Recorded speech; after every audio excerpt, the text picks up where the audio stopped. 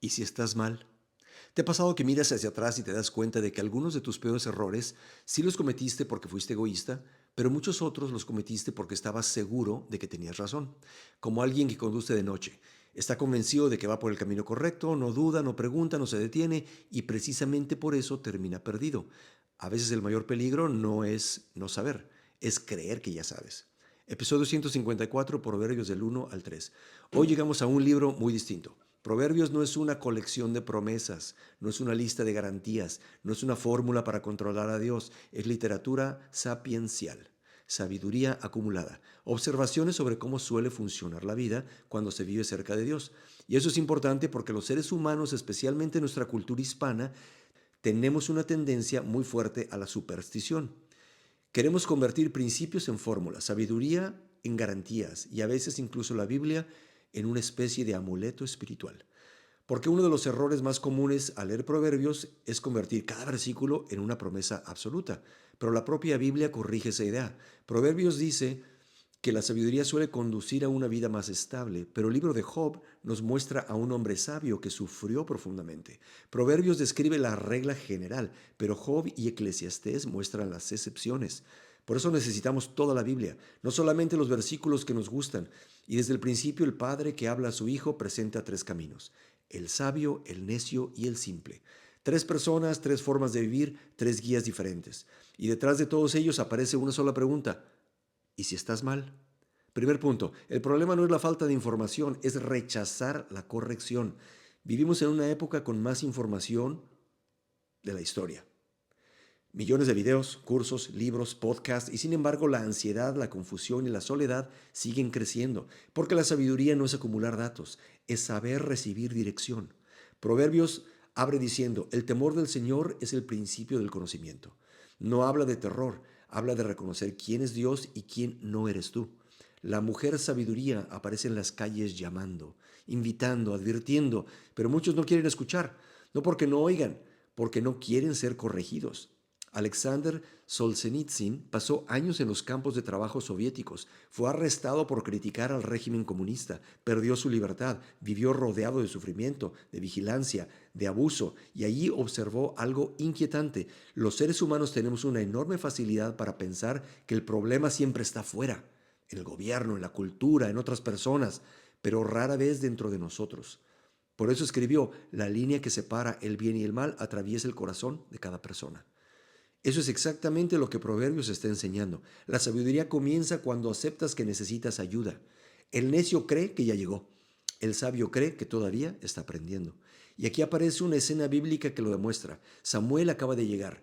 Saúl debería estar arrepentido, debería estar confesando, debería estar escuchando, pero hace lo contrario, empieza a justificarse, a defenderse, a explicar por qué su desobediencia realmente no era tan grave.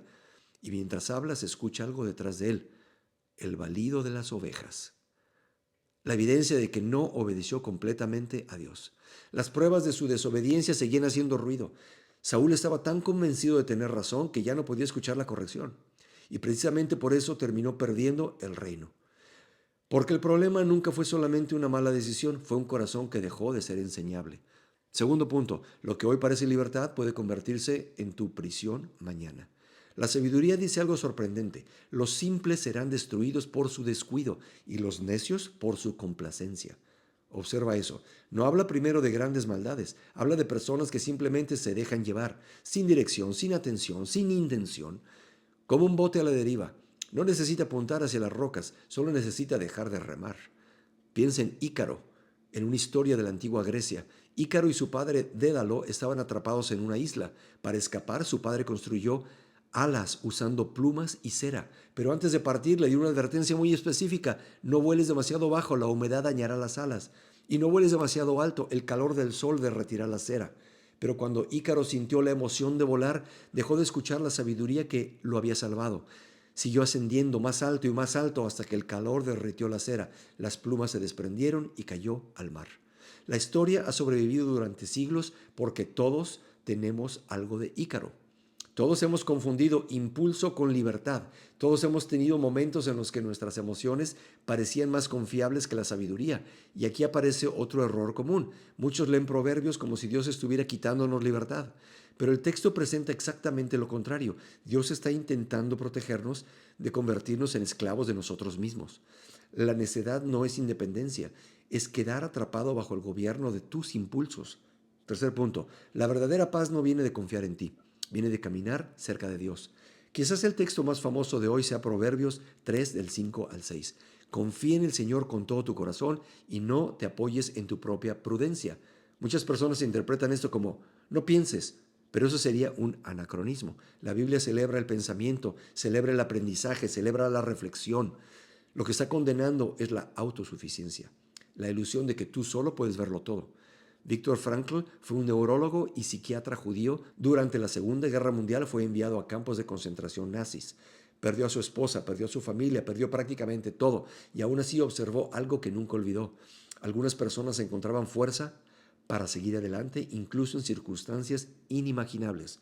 No porque fueran físicamente más fuertes, sino porque tenían algo más grande que ellas mismas, una esperanza, un propósito, un significado, algo fuera de sí mismos. Muchos años antes, Aristóteles enseñaba que para entender algo correctamente hay que entender para qué fue hecho. Un barco fue diseñado para navegar, un cuchillo para cortar, un ojo para ver.